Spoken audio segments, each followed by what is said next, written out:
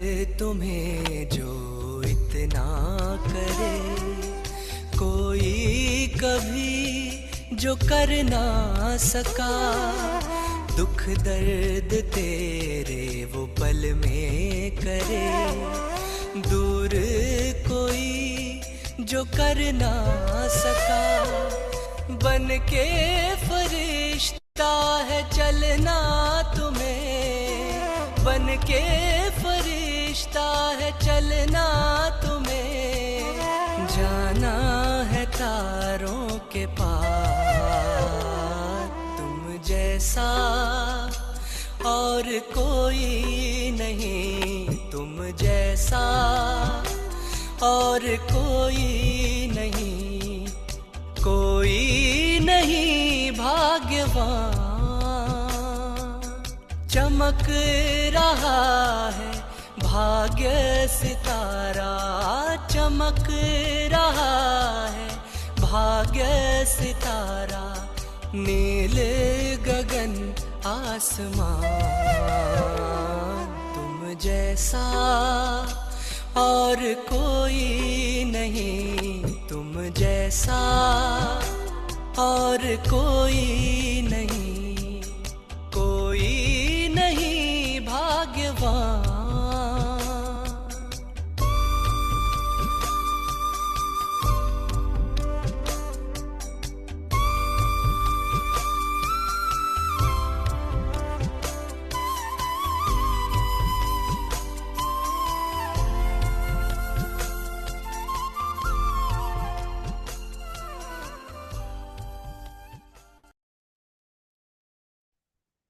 ओम शांति। बाबा के सभी चैतन्य फूलों का बाबा की सुंदर बगिया में बहुत बहुत स्वागत है। सचमुच में दिखाई पड़ता है जब भगवान की पहचान मिलती है तो हर दिन के साथ सूरत कैसी दिव्यता से भरती चली जाती है, क्योंकि इस बगिया के बागवान शिव बाबा हम सबको रोज कहाँ कहाँ से चुनकर बीज को लेकर आए, अपनी बगिया में लगाया, एक एक कली के अंदर रोज अपने ज्ञान जल का से हमको सींच रहे हैं, अपने प्यार से अपने गुणों की खुशबू हमारे अंदर भर रहे हैं, और हमारी जो दिव्यता है, हमारी पवित्रता है, उसकी जड़ों को योग से मजबूत कर रहे हैं अपनी शक्ति देकर। तो कितना ही बाबा हमारी पालना करके क्या बन गए थे हम। और आप देखो अभी 1 महीना पूरा हुआ और अपने अगर हम चेहरे देखें तो रूहे गुलाब की तरह खिल रहे हैं ना। और बागवान शिव बाबा इस बगिया की बाप समान ही जो बागवान है, आज हमारे बीच में आदरणीय चक्रधारी दीदी जी हम सब के बीच में साकार में पहुंचे हैं। भले जूम पर हैं लेकिन ऐसा ही महसूस करेंगे कि हमारे बीच में साकार में है, जिनको हम अपने सम्मुख देख रहे हैं और जिन्होंने ब्रह्मा बाबा और मम्मा की पालना ली। हमने तो मम्मा बाबा को साकार में नहीं देखा, लेकिन सचमुच में कभी महसूसता नहीं होते कि हमने नहीं देखा, क्योंकि उनकी पालना, दादियों की पालना, आदरणीय चक्रधारी दीदी के प्यार में, उनके हमारे जो रोज की उनकी पालना हमको मिल रही है, ज्ञान की पालना, सब रूप से बाबा की पालना हमें दीदी से मिलती है। तो आदरणीय दीदी का आज बाबा की इस बगिया में, आपकी ही बगिया में दीदी बहुत बहुत वेलकम है। सभी एक हाथ की ताली से दीदी का वेलकम करेंगे। और वेलकम खिड़कियां खोल के करते हैं, जितनी मैं देख पा रही हूँ उतनी खिड़कियां तो खुली हैं, लेकिन बाकी सब भी दीदी की दृष्टि लेने के लिए और अपना रूहानी मुखड़ा दिखाने के लिए सभी कैमरा खोल लें। बहुत सुंदर वेलकम दीदी। आदरणीय दीदी के विषय में मैं कहना चाहूंगी कि आप पिछले 65 वर्षों से भी ऊपर हुआ आपने अपने जीवन को संपूर्ण रूप से ईश्वरीय सेवाओं के लिए अर्पित किया। और प्रेजेंट पे आप दिल्ली के शक्तिनगर सेंटर और उससे सभी कनेक्टेड सेंटर्स की आप डायरेक्टर हैं। विशेष रूप से मैं बताना चाहूंगी, शक्तिनगर सेंटर वो सेंटर है जो विश्व का पहला सेवा केंद्र है। आज आप सभी जानते हैं 140 देशों में हजारों सेंटर्स हैं, और जो पहला सेंटर है आप उसके डायरेक्टर हैं। भारत में ही नहीं, विदेशों में भी, खास रशिया और बाल्टिक कंट्रीज में आप भारतीय संस्कृति का बीज लेकर गए और आज हम उसको एक बहुत बड़े वटवृक्ष के रूप में देखते हैं, जहां रशिया जैसे देश में भी 70 से ऊपर सेवा केंद्र आज इस ईश्वरीय विश्वविद्यालय के हैं। और आज भी, उस समय तो दीदी ने निरंतर वहां रहकर सेवा करी, आज भारत में रहकर भी समय प्रति समय वहां जाकर दीदी उत्सव का डायरेक्शन करती है। और साथ ही जो हमारे 25 विंग्स हैं Rajyoga education and foundation research के, उसमें प्रमुख विंग, महिला विंग की आप चेयरपर्सन भी हैं। यूं तो बताने को दीदी के बारे में इतना है कि बोलूं तो आज पूरा समय निकल जाए, लेकिन मैं चाहूंगी कि हम सब दीदी के आशीर्वचनों से आज लाभान्वित हों। समय प्रति समय दीदी का देश विदेश में, पांचों ही महाद्वीपों पर दीदी कई बार जा चुके हैं, लाखों परिवारों को इस ज्ञान योग की शक्ति से उनको सशक्त कर चुके हैं और आज हमको सशक्त करने के लिए हमारे बीच में है। आप यकीन मानिएगा, जिस दिन से इनफैक्ट संकल्प जब दीदी को आया, आपका कोर्स कराने का संकल्प भी दीदी को ही आया और दीदी ने हमें निमित्त बनाया, उसके लिए दीदी को बहुत थैंक्स है। और जैसे दीदी सूक्ष्म में आप सभी को अपने आशीर्वाद रोज ही अपने योग से, है ना, अपने साकाश से देते रहे हैं और आज हम साकार में देखेंगे दीदी को। ओवर टू यू दीदी, बहुत बहुत वेलकम है। दो लाइनें दीदी के बारे में कहूंगी। ममतामयी मूरत मृदुभाषी, ममतामयी मूरत मृदुभाषी, सदा आप खुशहाल हैं, आपके कदमों में पदम और फरिश्तों जैसी आपकी चाल है, जिनके आने से हर कली फूल बनके खिलती है, ऐसी पालना भगवान की हमें आपसे ही मिलती है, आपसे ही मिलती है। ओवर टू यू दीदी। अच्छा। ओम शांति।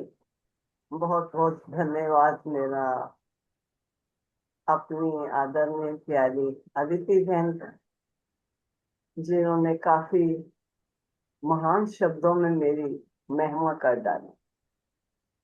मैं कहूंगी मेरी महिमा तो कुछ नहीं है, मेरे प्यारे बाबा की महिमा। जैसे आपने इनसे पूर्व थोड़े शब्दों में ये उच्चारण किया कि हमें दीदी द्वारा प्रतिदिन बाबा की पालना मिलती, और मैं आपको कहूं कि हम आप सभी को जो ईश्वरीय महावाक्य प्रतिदिन बाबा के चलते हैं, ये वो महावाक्य हैं जो साकार में होते उन्होंने हम सब बच्चों को उच्चारण किए। ये वो महावाक्य हैं जो हमको नई जीवन जीने की कला सिखाते। ये वो महावाक्य हैं जो हमें हमारे जीवन की कमियों की तरफ इशारा दिलाते हैं और श्रेष्ठताएं जीवन में धारण करने के लिए योग के बल की तरफ हमें आगे बढ़ा। मैं कहूंगी प्रतिदिन साकार में प्यारे बाबा, शिव बाबा, ब्रह्मा बाबा दोनों हमको अपनी पालना में पाल रहे हैं। और जो बच्चे आज भी बाबा के बच्चे बनते हैं, उनको भी वही पालना मिलती है जो हम सबको वो पालना मिली थी और मिल रही है।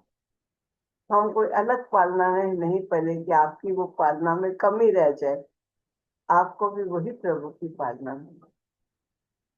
क्योंकि मैं सबसे पहले इस बात को देखती हूँ कि ज्ञान तो हो सकता है आप में से भी बहुत बाबा के बच्चे शिवानी बहन के लेक्चर्स सुनते हैं, या शायद कभी कोई अन्य क्लासेस में, या ब्रह्मा कुमारी के कहीं ना कहीं प्रोग्राम्स को अटेंड कर कई लेक्चर्स सुनने का भी अवसर प्राप्त हुआ हो।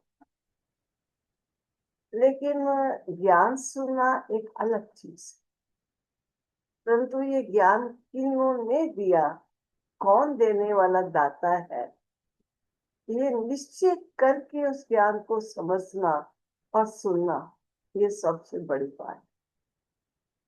जब तक हमारे हृदय में ये निश्चय की लहर नहीं आती, ये वो संगम का पुरुषोत्तम युग है। यह स्वयं सर्वसमर्थ सर्वशक्तिवान दाता इस धरा पर आकर हम बच्चों को अपना ज्ञान और सत्य सृष्टि के चक्र का ज्ञान, आदि मध्य अंत के सत्य राज दाता हमको न सुना, तो स्वयं हम बच्चों को सब कुछ सुनाना। मैं ऐसा कहूंगी, ये थोड़ी देर कपड़े तय करना रख दो, बाद में तय करना, थोड़ा ध्यान आपका उधर न जाए, छोड़ दीजिए, नहीं तो मेरा भी अटेंशन आपके कपड़ों की तरफ जाता है। अभी पैंट आ गई या शर्ट आ गई, थोड़ा रख दीजिए, आधा घंटा खाली है। तो मैं यही सुना रही थी कि हमको निश्चय चाहिए सर्वप्रथम कि ज्ञान सुनाने वाला कौन, और जिस तन द्वारा वो हमको ज्ञान सुना रहे हैं वो रथ क्या है। जब तक आदि मध्य अंत को जानने से पूर्व हमने माध्यम ज्ञान सुनाने वाला और जिनका माध्यम लेकर वो ज्ञान सुना रहे हैं, इन दो का निश्चय होना बहुत जरूरी। और इस निश्चय के बिना ना तो प्राणी निश्चिंत जीवन जी सकता है, ना निश्चय है जो घटना घट रही है वो निश्चित है, उसको निश्चित स्थिति में स्थित होकर के देखकर साक्षी बन के वो चल सके। इसलिए दो निश्चय बहुत जरूरी।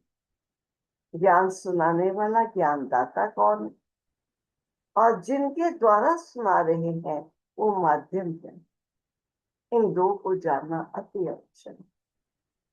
कई ज्ञान सुनते हैं और ये ज्ञान कोई जरूरी नहीं कि आपको यहीं से मिलता है। कई बातें जो जीवन की धारणाओं की बातें हैं वो हमको कई महान आत्माएं महापुरुषों से भी मिल जाती, लेकिन देने वाला दाता कौन है, जब ये हमारी बुद्धि में आता है तब ज्ञान के साथ योग का कनेक्शन जुड़ जाए। क्योंकि ज्ञान दाता दे रहा है साकार माध्यम के द्वारा, और हम स्वयं सर्वशक्तिवान का ज्ञान सुन रहे हैं और उस ज्ञान को इस महत्व से सुनते हैं, ये हमारा दाता हमको सुना रहा। तो आपका योग और ज्ञान जब दोनों एकत्रित होता है तो आत्मा उस ज्ञान को ग्रहण करने में सक्षम हो जाए। नहीं तो सुनना अलग होता है, योग लगाने का टाइम अलग निकाल। और शिव बाबा बच्चों को कहता है योग सुनने का टाइम और योग को ग्रहण करने का टाइम एक ही। जिसको मैं आपको एक एग्जांपल देती हूँ, यहाँ बैठे हुए कुछ पुराने भी हैं, मैं देख रही हूँ उनको भी, लेकिन मैं फिर भी वो एग्जांपल देना चाहूंगी कि साकार ब्रह्मा बाबा के द्वारा शिव बाबा की आप सुनाते रहे, और बाबा ने हमको बताया ये वही आत्मा है जो सृष्टि मंच पर प्रथम श्री नारायण के रूप में थी और बचपन श्री कृष्ण नाम था। वही आत्मा ने जब 84 जन्म पूरे किए, अंतिम जन्म में आई, तो मुझ परमात्मा शिव ने उसी तन में प्रवेश होकर के ये गीता ज्ञान और सहज राज्यों की शिक्षा देनी प्रारंभ, जिससे नंबर 1 जिस स्थान में मैंने प्रवेश किया उसकी आत्मा ने मुझे पहचाना। हाँ, पहचानने में कुछ समय अवश्य लगा। पहचान कर उसने इस ज्ञान को अपने जीवन में धारण किया, अपने स्वरूप में उस ज्ञान को लाया और अनेक आत्माओं को अपना जीवन एक एग्जाम्पल बना करके सत्य ज्ञान की पहचान। तो मैं एक एग्जाम्पल देना चाह रही थी कि एक बार शिव बाबा ब्रह्मा बाबा बॉम्बे में गए हुए थे, तो बाबा ने हम कुछ 2-3 कुमारियां थी, तो हमको पत्र लिखवाया। एक सेवा केंद्र, जो प्रमुख सेवा केंद्र दिल्ली में था, कि आप इन कुमारियों को फोन में मेरे से बात करा। तो हम बड़े खुश हुए, आज हमको बाप दादा शिव बाबा ब्रह्मा बाबा दोनों से बात करने का मौका मिला। तो हम फोन में बात कर रहे थे, तो बाबा ने बड़े प्यार के शब्दों में कहा, बच्चे बाबा बॉम्बे में आया है, तुम भी चले आओ बॉम्बे में। बाबा तुमको ये पुरानी नगरी की यात्रा कराएगा, ये सारी बॉम्बे तुम्हें दिखाएगा। अब हमें कोई बॉम्बे देखने की इच्छा तो नहीं थी, लेकिन स्वाभाविक है, ये एज ऐसी थी, छोटी एज, जब दुनिया को देखने के आकर्षण तो होते ही। और बाबा ने इतना ही कहा, मैं सारी बॉम्बे तुमको दिखाऊं। बहुत अच्छी बात है। कैसे भी घर से परमिशन ली और हम बॉम्बे में पहुंच गए।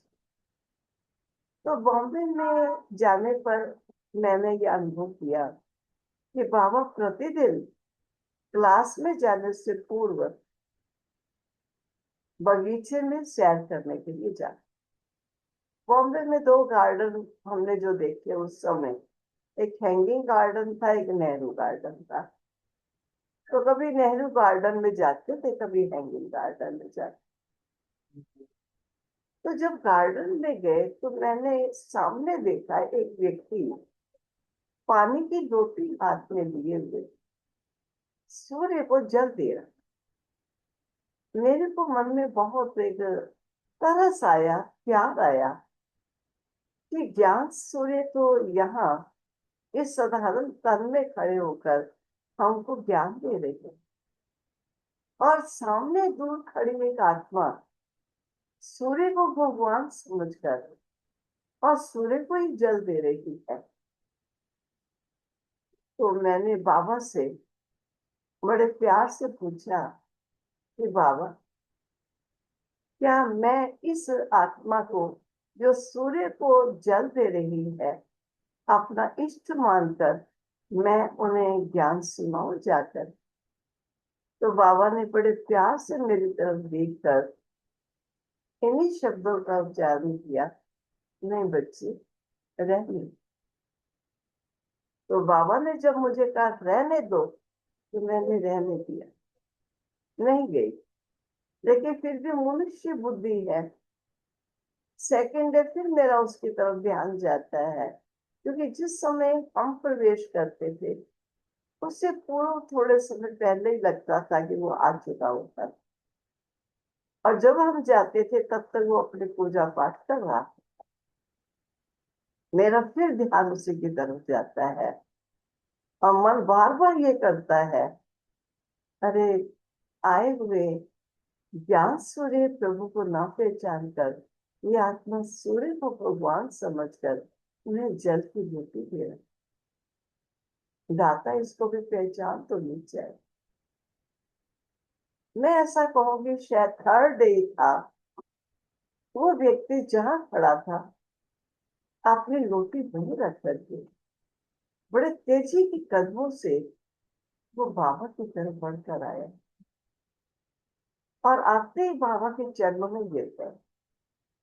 मैं ये दृश्य देख रही थी और बड़ी खुश हो रही थी अंदर से कि वो आ गया। जब वो बाबा के चरणों पर गिरा तो बाबा ने उसे दोनों कंधों से उठाया और अपने गले लगाया। बड़े प्यार से जब उसको गले लगाया तो उसको कुछ आंसू आ रहे थे, जिसका पता चल रहा था आवाज से कि इस बच्चे के आंसू आ रहे। तो बाबा ने उसकी गर्दन को ऐसे करके आगे किया, और आगे करके अपने रुमाल से निकाल करके रुमाल और उसकी दोनों आंखें पोंछ। आंखें पोछी नेचुरल है, तो उसने बाबा की तरफ देखा, और देख करके वो शांत होकर खड़ा हुआ, और कुछ ही क्षणों में वो वापस चला। हमारा भी समय हो चुका था, हम भी गार्डन से बाहर निकल आए। तो बाबा ने एक बच्चे को कहा, बच्चे तुम ठहरो, मेरे इस बच्चे से पूछ कर आओ कि ये बच्चा चरणों पर क्यों गिरा और इसको आंसू क्यों आए। क्योंकि हम बच्चों के खातिर बाबा ने पूछवा लिया, क्योंकि हमको संकल्प तो चल रहे थे। तो जब वो बच्चा बाबा उस बच्चे से पूछ कर वापिस सेंटर आया, तो उसने बाबा को बताया, बाबा वो कहता है कि मैं कई वर्षों से विष्णु भगवान का उपासक था, आज मुझे मेरे विष्णु भगवान के मुझे दर्शन हो गए।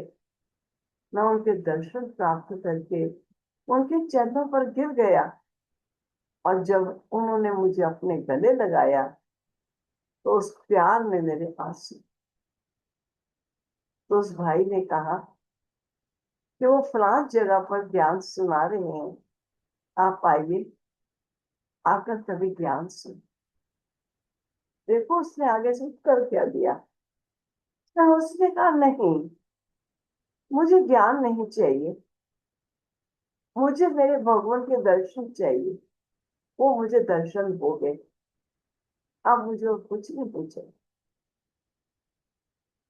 तो वास्तव में देखा जाए तो ये कारण क्या था, क्योंकि जिस समय उसको दर्शन हुए उस समय उसे केवल विष्णु रूप ही दिखाई दिया और चरणों पर गिरा।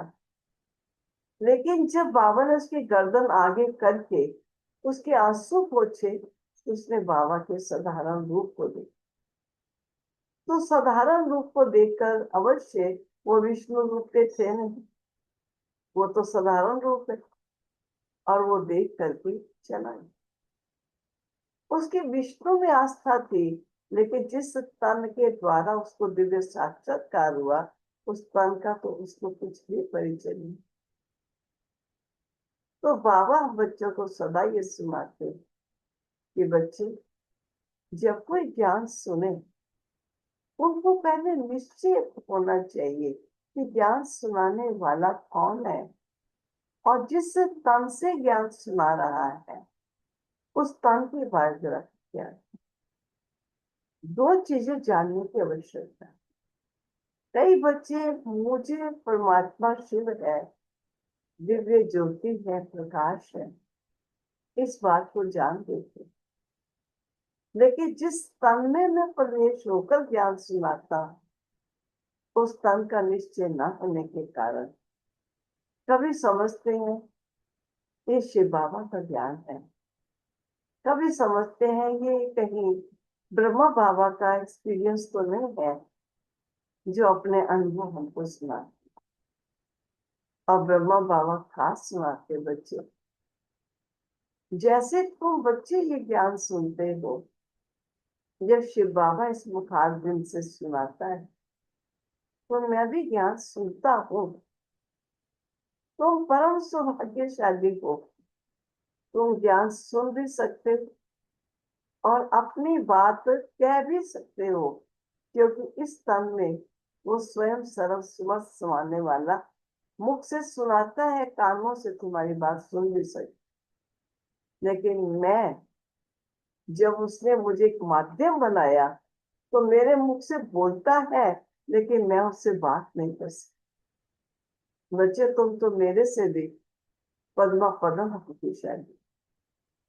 तब जब शुरू यज्ञ हुआ था और कुछ भाई बहने ट्रांस में जाते थे, ध्यान में दिव्य साक्षात्कार करते थे, तो बाबा ने एक साक्षात्कार करने वाली बहन को कहा, बच्ची जब तुम शिव बाबा से दिव्य साक्षात्कार में अनुभव करो तो बाबा को कहना कि ब्रह्मा बाबा से भी तो कभी बात करो, वे भी तो आपसे बात करना चाहते हैं।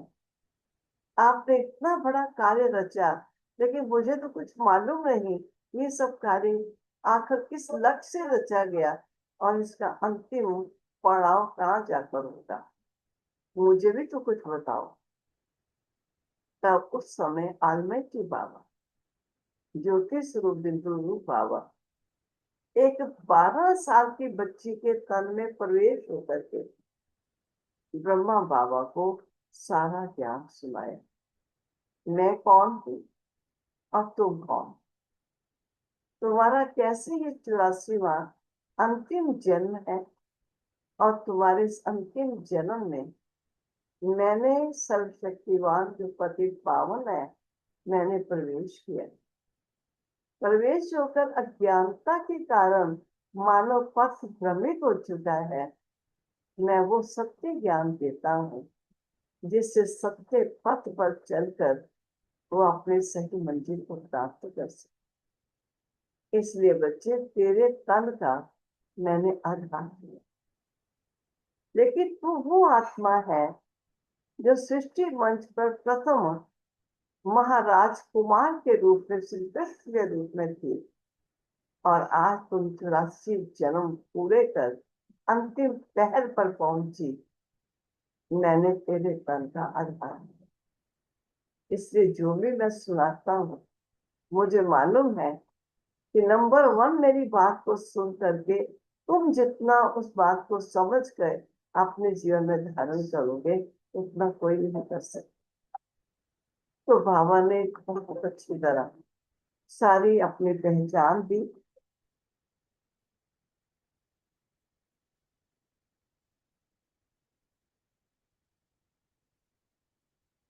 और पहचान देकर बाबा ने ये कहा कि किसी को भी ज्ञान सुनाओ, ये 2 बातों का ज्ञान जरूर देना, मैं कौन हूँ और जिस रथ में आया हूँ वे कौन। तो मैं भी आपको सर्वप्रथम ये कहना चाहती हूँ कि आप सब ज्ञान सुन रहे हैं, बड़ी खुशी की बात, लेकिन ये निश्चय से ज्ञान सुने कि ज्ञान सुनाने वाला ज्ञान दाता है। क्योंकि रचता जब तक अपनी रचना को अपनी पहचान स्वयं नहीं देगा तब तक उसकी रचता का ज्ञान किसी को दे नहीं सकती। और हम गीता में सुनते चले आते थे कि जब जब धर्म की अति हानि होती है, अधर्म नाश कर सद्धर्म स्थापित करने परमात्मा को आना पड़ता है। आज सचमुच वो समय आ चुका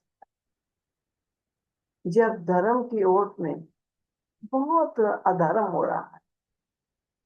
धर्म की ओट में मनुष्य धर्म का नाम लेकर के कर्म कैसा करता है, धर्म जीवन में नहीं उतारता, केवल धर्म को आस्था का विषय बनाकर भावना और आस्था के आधार पर चलता है। तो दाता ने यही हमको कहा कि मैं जब धर्म प्राय लोप हो जाता है, कौन सा धर्म, तो बाबा सुनाते जो दैवी धर्म, जो जीवन की श्रेष्ठता का धर्म है। धर्म का मतलब धारण है, जो मानवीय जीवन में श्रेष्ठताएं थी, गुण थे, ज्ञान था, दिव्यता थी, रूहानियत थी, जब वो जीवन में नहीं रहती है तो धर्म प्राय लोप है। प्राय का चित्र रहते हैं, यादगारें रहती हैं, लेकिन सत्यता नहीं रहती। जब ऐसा समय आता है तो कहते धर्म गलानी के समय परमात्मा सृष्टि पर आकर सत्य धर्म की स्थापना करते। सत्य धर्म का मतलब क्या है? सत्य का अर्थ अविनाशी। हम सब आत्माओं में जो धर्म है, जीवन की धारणाएं हैं, वो अविनाशी आत्माओं में अविनाशी है। हर आत्मा शांत स्वरूप, हर आत्मा पवित्र स्वरूप, हर आत्मा प्रेम स्वरूप है, हर आत्मा आनंद स्वरूप है। लेकिन आत्म विस्मृति हो जाने के कारण, देह की स्मृति में सदा स्थिर रहने के कारण देह भान के संस्कार जागृत होते हैं और आत्म भान के जो दिव्य संस्कार है वो मर्ज हो। अब शिव बाबा आकर के हमें हमारे सत्य उस अविनाशी धर्म का, क्योंकि आत्मा अविनाशी, उसका स्वधर्म अविनाशी, तो अविनाशी धर्म की आकर हमें पहचान। बच्चे जैसे पिता वैसा पुत्र। पिता निराकार ज्योति स्वरूप है, तो मेरा पुत्र तो भी निराकार दिव्य ज्योति स्वरूप। मैं अजर अमर अविनाशी सर्वशक्तिवान हूँ, तो भी अजर अमर अविनाशी दिव्य शक्ति स्वरूप। इस प्रकार परमात्मा ने हमको अपनी पहचान। तो मैं आपको आज नहीं कहना चाहूँ आप ज्ञान सुनो, लेकिन इस निश्चय से सुनो बाबा क्या सुना रहा। माध्यम उन्होंने अदिति को बनाया, बहुत खुशी की बात है कि अदिति ने अपना समय स्वास्थ्य सेवा में समर्पित किया प्रभु के। कि दाता, जो भी आपने मुझे सुनाया, मैं आपकी सुनाई हुई देन अगर अन्य आत्माओं को दे सके तो मेरा परम सौभाग्य है। और आप सब सौभाग्यशाली बच्चे हैं जो अपना समय देकर इन बातों को सुन। और ये एक निश्चय की बात बहुत बड़ी है। ज्ञान अच्छा है, ज्ञान जीवन बना सकता है, लेकिन ज्ञान देने वाला ज्ञान सागर। कोई बात आपको ना समझ आए, भले अदिति से पूछिए। अगर अदिति की बात भी कभी ना समझ में आए तो डायरेक्ट बाबा से बात कर दीजिए। बाबा, आप दिव्य ज्योति बिंदु हो और मैं भी ज्योति बिंदु हूँ। आप मेरे पिता हो, मैं आपका पुत्र हूँ। अब मुझे कोई बात ना समझ में आएगी तो बाबा आप ही तो मुझे बताओ ना।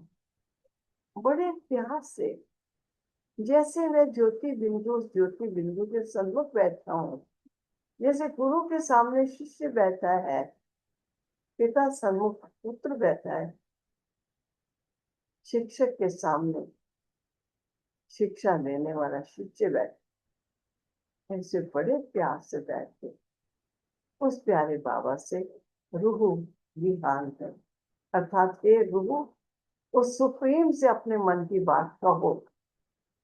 और देखो, वो कहते हैं तेरी बात मुझे सुनने के लिए कान नहीं चाहिए, तो मन से मेरी बात कर, मैं मन से तेरी बात को सुनूंगा। और कई बातें ऐसी हैं जिसका फौरन उत्तर मिलना चाहिए, लेकिन कई बातें ऐसी हैं जिनका फौरन उत्तर देना बाबा मान लीजिए उचित नहीं समझते, तो आपको फौरन उत्तर नहीं मिलेगा, लेकिन देगा जरूर। चाहे वो महावाक्य सुनोगे तब दे देगा, या अदिति बहन ने कोई बात कही तब दे देगा, या अचानक बैठे बैठे आपको उस बात का एक रिस्पॉन्स समझ में आए। बाबा कहता है जो बच्चे मेरे बनते हैं, मैं प्रतिपल उन बच्चों के सदा साथ है, कभी उनको अकेला नहीं छोड़ता। क्योंकि 5000 वर्ष से मेरे ये बच्चे बिछड़े हुए, मैं बिछड़े हुए बच्चों को जब मिला हूँ और मैंने इन बच्चों को अपना बच्चा बनाया है, मैं हर समय उनकी पालना और सेवा में करता हूँ।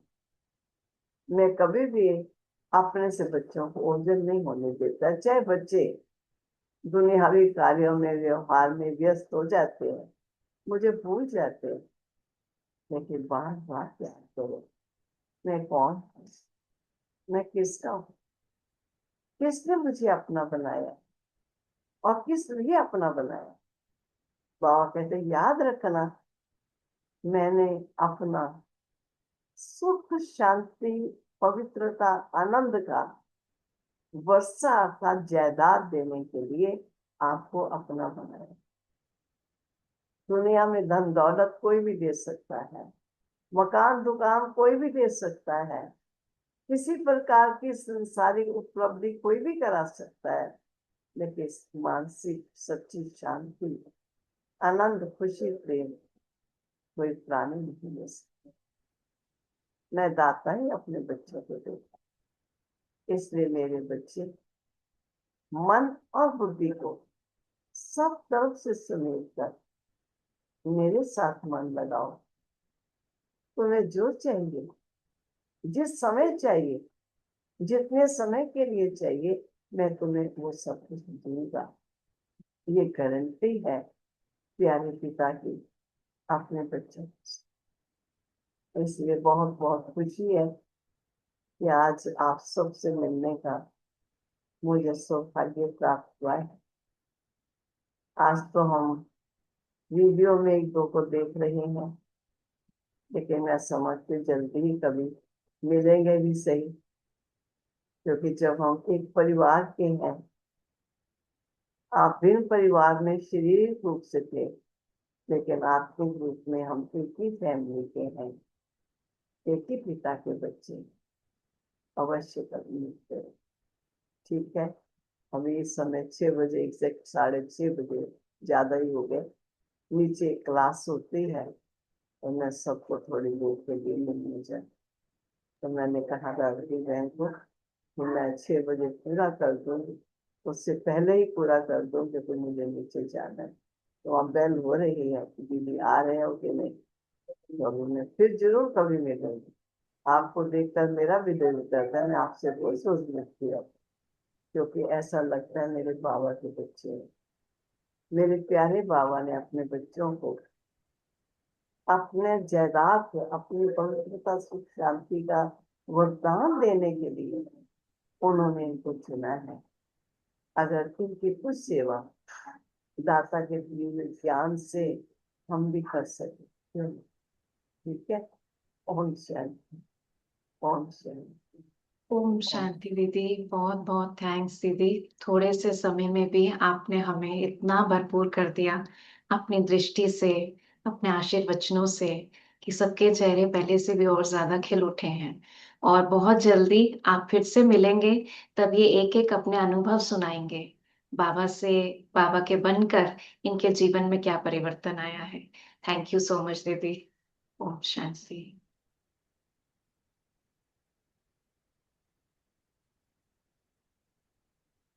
तो सभी ने दीदी से सुना। मुख्य बात दीदी यही एम्फेसाइज कर रहे थे कि ये ज्ञान किसका है ना। हर समय हमारी बुद्धि में रहे कि हमको जो ये डायरेक्शन मिल रही है वो देने वाला कौन है और किसके माध्यम से दे रहे हैं।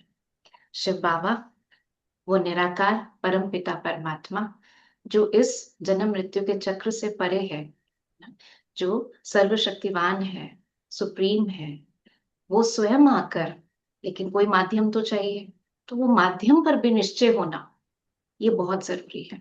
तभी ज्ञान की हर पॉइंट जो है वो हमारे जीवन में हम धारण कर पाएंगे। नहीं तो कोई ना कोई प्रश्न उठता रहेगा, ऐसा कर लें क्या, ऐसे हो जाए क्या, है ना। थोड़ा बहुत हम अपने हिसाब से मनमत उसमें मिक्स करते चले जाएंगे। लेकिन परमात्मा जो कह रहे हैं वो डायरेक्ट बुद्धि के अंदर तभी समा पाएगा जब निश्चय हो। कितने सुंदर उदाहरण से दीदी ने हमें इस बात को स्पष्ट किया। तो क्लियर है ना, निश्चय है ना, है ना। क्योंकि निश्चय होगा तो बाबा की एक एक बात तीर की तरह लगेगी अंदर ना, और निश्चिंत बाबा करता चला जाएगा। तो आज की मुरली भी हम सुनेंगे। उससे पहले आपने जो पीछे क्लासेस ली ना, आपकी क्लास चली, अमृत वेला की क्लास चली, क्लैरिटी मिली। क्लैरिटी मिली कैसे अमृत वेला करना है। और जैसे मैंने आपको कहा था, एक बार आपकी क्लास हो जाए उसके बाद हम अमृत वेला कुछ दिनों के लिए यहाँ पर स्टार्ट भी करेंगे। तो कल सुबह से 4 बजे से, ठीक है, 4 से 4:45, 45 मिनट्स के लिए हम अमृत वेला जूम पर करेंगे। सभी ज्वाइन करेंगे? सभी ज्वाइन करेंगे, ठीक है, बहुत अच्छी बात है। किसी को कैमरा खोलने में दिक्कत हो सुबह तो कोई प्रॉब्लम नहीं है, कहीं आंखों पे स्ट्रेन लगता है, किसी को खोल के बैठना हो, बहुत अच्छी बात है। लेकिन जैसा उसमें दीदी ने बताया था कि मुंह हाथ धोकर, थोड़ा अपने को अलर्ट एक्टिव करके, सोने के स्थान से उठ के कहीं सोफे पर या ड्राइंग रूम में या जहां भी आप अपने को कंफर्टेबल समझे, जहाँ घर में और कोई परेशान ना हो, या तो ईयरफोन्स लगा लेंगे या फिर ऐसी जगह पर जहाँ कोई भी घर में आपके परेशान ना हो, ऐसे स्थान पर बैठकर बिल्कुल अपनी उस एकाग्रता को लाकर हम इकट्ठे कमेंट्री के थ्रू योग करेंगे। ठीक है, पसंद है सबको? हम्म, तो ठीक है। तो 4 बजने में 5 मिनट पर ही यहाँ शुरू हो जाएगा गीत के साथ। तो आप सभी भी अपना अलार्म कितने बजे का लगाएंगे? अलार्म कितने बजे का लगाएंगे? कोई कहेगा 3:30 बजे का लगाएंगे, क्योंकि आधा घंटा तो वो बार बार उसको, है ना, रिपीट करने में लग जाता है। कोई कहेगा नहीं, बाबा को कहकर सोएंगे, सही 3:45 बजे उठ जाएंगे, 5-10 मिनट में एक्टिव होकर हम पहुंच जाएंगे। बट मैं कहूंगी 3:30 4:45 का तो जितने मर्जी का लगाइए, रात को 10 बजे का जरूर लगा लीजिएगा। कहेंगे वो किस लिए? क्योंकि सुबह जल्दी उठने के लिए रात को जल्दी सोना जरूरी है। तो रात को जब 10 बजे आपका अलार्म बजेगा तो आपको याद आएगा कि now it's time to go to bed. सोना है क्यों? क्योंकि सुबह उठना है। ठीक है ना। तो पहले अपने जो लक्षण लाने हैं, हाँ ठीक है पिंकी बहन, पाकिस्तानी टाइम आपका जो भी है, आधा घंटे का फर्क है, कोई बात नहीं, है ना। तो आपको क्या करना है, आपको भी अपने टाइम के हिसाब से फिर 9:30 बजे सो जाना है। ओके, 6 घंटे की नींद लीजिए। बाकी आज की मुरली आप सुनेंगे तो बाबा ने तो कुछ और ही कहा है, सुनेंगे वो भी हम। तो पहली बात तो आपको ये बतानी थी। और दूसरी बात ये कि कल आपने भोग की क्लास करी, प्रीति दी ने आपको बाबा को भोग कैसे लगाना है।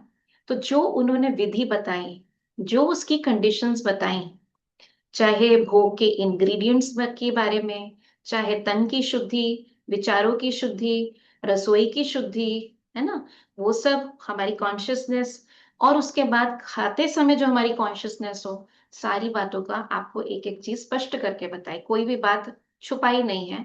पूरी तरह बताया कि वो सर्वशक्तिवान परम पवित्र शिव बाबा को भोग लगाएं तो हमारी पवित्रता का लेवल प्रेजेंट टाइम के हिसाब से कैसा होना चाहिए, है ना। भले बाबा ने तो तब आए जब हम पतित हो चुके थे, लेकिन फिर भी जितनी हम अपनी शुद्धि रखेंगे, तन की भी, मन की भी, और बाहर की स्वच्छता भी, तो उतना ज्यादा हम भगवान को हक से भोग स्वीकार करा पाएंगे। ठीक है। और उसके लिए मैं आपको ये और बताना चाहूंगी, कल से मुरली टाइम थोड़ा चेंज कर रहे हैं, 5:30 बजे कर रहे हैं, आधा घंटा पहले। क्यों? क्योंकि परसों से आप कंबाइंड क्लास करेंगे, जो पुराने स्टूडेंट्स हैं उनके साथ, और उनका टाइम 5:30 से 6:30 रहता है। ठीक है। ओके। तो क्लियर है ये बात। हम बार बार आपको रिमाइंडर्स भेजेंगे। आप सोचते भी होंगे एक ही बात दो दो तीन तीन बार क्यों बोलते हैं ये, क्योंकि मैसेज ऊपर आ जाए, कईयों ने देखा नहीं होता है, उनके कई मैसेजेस के नीचे चला जाता है, हम फिर मैसेज करते हैं, किसी से मिस ना हो जाए, अपनी तरफ से प्रयास करते हैं। तो आपको कल ऑनलाइन जूम यही लिंक रहेगा, लेकिन उसका लिंक फिर रिमाइंडर भेज देंगे आपको रात को सोने से पहले, सुबह भेजेंगे 3:45 4 के बीच में कि ज्वाइन कर लीजिए। ठीक है। और कल शाम से आपकी मुरली 5:30 बजे है, वो भी आपको रिमाइंडर भेजेंगे, जिससे परसों भोग लगेगा। परसों जो हम जुड़ेंगे, इसी पे आपको आईडी हम दूसरी देंगे। आईडी जो भी आएगी ग्रुप पे आएगी, उसी आईडी पे ज्वाइन करना है। ठीक है, वो हम डिसाइड कर लेंगे। हम परसों डेरावाल नगर, जो शक्ति नगर का ही एक्सटेंशन है, उस सेंटर से जुड़ेंगे, और वहां पर बाबा को भोग लगता है, लाइव देखेंगे कैसे, जैसे दीदी ने बताया, थाली में भोग रखकर उसे कपड़े से ढककर, है ना, वो सब करके बाबा को भोग लगाया जाता है संगठित रूप में। वैसे तो भोग जो होता है वो सेंटर पे भी जैसे बताया कि 3 टाइम लगता है। आप घर गृहस्थ में रह के कम से कम एक टाइम तो लगाइए, लेकिन शुद्धता का ध्यान रखते हुए। और थर्सडे को खास हर सेंटर पर, विश्व का कोई भी सेंटर है तो कंपलसरी है, संगठित रूप से भोग लगता है, जिसमें स्टूडेंट्स भी जो आते हैं वो भी सामने बैठते हैं, निमित्त बहन सामने बैठती है, बीच में भोग टेबल पे रखा जाता है। उस विधि को आप लाइव थर्सडे को देखेंगे। तो हर थर्सडे हमारी क्लास जो है वो सेंटर से ही होती है, जब हम मिलकर ऑनलाइन भी और वहां ऑफलाइन भी जो आते हैं सब मिलकर भोग लगाते हैं। ठीक है। तो हम आईडीज आपको जो भेजे उसी पर ज्वाइन कीजिएगा, कंफ्यूज नहीं होइएगा। हो सकता है यही आईडी रहे, हो सकता है चेंज करनी पड़े, वो हम बता देंगे। क्लियर है? सारी डायरेक्शंस क्लियर है? ठीक है। अभी आज की मुरली का थोड़ा सा जिस्ट सुन लेते हैं। पूरी मुरली तो नहीं पढ़ पाएंगे, लेकिन मुरली बहुत बाबा ने आज हम सबको सामने रखते हुए मुरली सुनाई है, तो जरूर सुने। आज की मुरली 30 जून 2026, जून मास का अंतिम दिन।